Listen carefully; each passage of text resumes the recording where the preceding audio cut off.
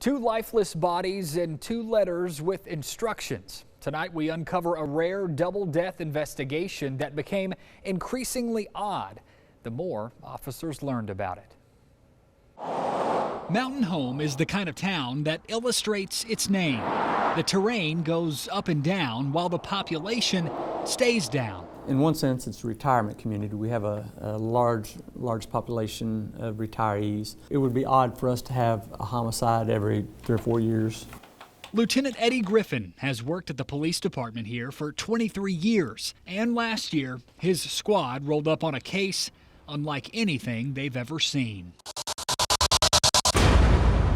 It was, a murder-suicide by gunshot, but, I'm not comfortable describing the details of what we saw. It was here on Embassy Court. The city's quiet retirement theme was temporarily dethroned. November 5th, Mountain Home officers were called out to reports of dead bodies behind this duplex. Police say 2, possibly 3 passers-by thought the bodies were an elaborate Halloween setup. The weather had been cool during that time frame, so the bodies were well preserved.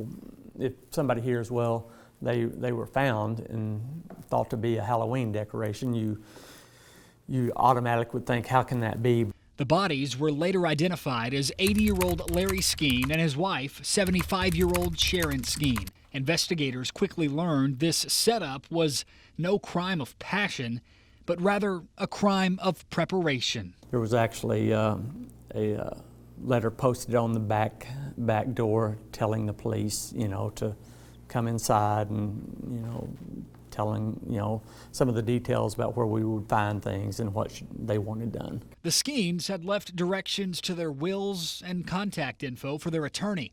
In those letters, the couple revealed they were battling illnesses and didn't want to live anymore.